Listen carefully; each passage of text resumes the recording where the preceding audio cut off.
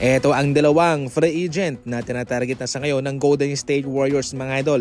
Pinagpipilian sila ng Golden State, si George Niang at si Kelly Olynyk. Pareho mga veterano, pero bakit nga ba sila yung tinatarget at gustong makuha ng Golden State Warriors? Sa ngayon kasi ay planong masolusyonan ng Golden State Warriors yung kanilang kakulangan sa looban, sa pinta, sa pag-score.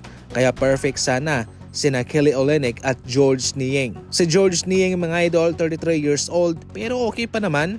Veteranong shooter at makaka-score sa loob at mapapadali niya yung buhay ni Stephen Curry sa pag-score. Mayroon siyang 12 points, 3 rebounds, 2 assists, 1 steal per game at meron ding 1 block per game pa mga idol. 44% ang shooting sa field, 41% naman sa 3-point line.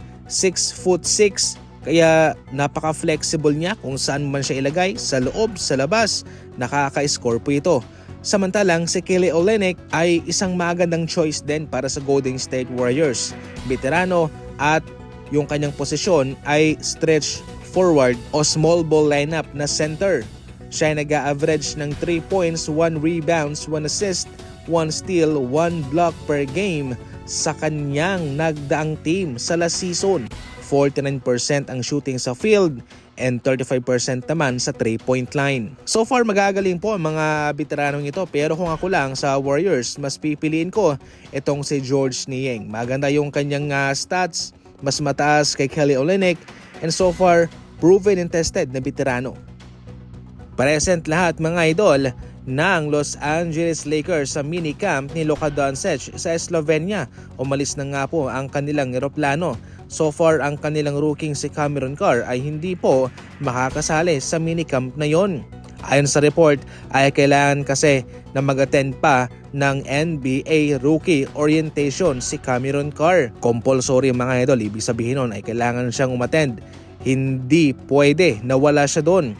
Kaya magsasakripisyo muna itong si Cameron Carr. Maganda sanang opportunity na makasama niya yung kanyang mga teammates. At syempre, matrabaho na rin yung kanilang chemistry sa isa't isa, no? Pero kailangan niya pa rin mag-attend muna. Definitely, meron naman silang mga minicamp sa kanilang team mismo, mga practices at kung mga ano-ano pa.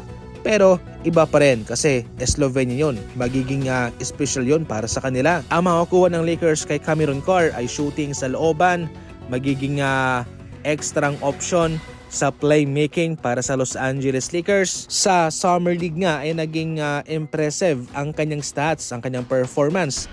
Naging solidong scoring machine itong si Cameron Carr. Usap-usapan pa nga na baka ma-pressure itong si Coach JJ Redick. Nabigyan na po ng matas-taas na playing time itong si Cameron Carr. Ngayon pa man, bilang isang rookie ay dapat pa rin na one step at a time lang. Kakaunti muna hanggang sa tataas, depende rin sa magiging performance niya, sa mga connection niya sa kanyang mga kasama, kung sino ang para bang komportable niyang makasama sa loob ng court.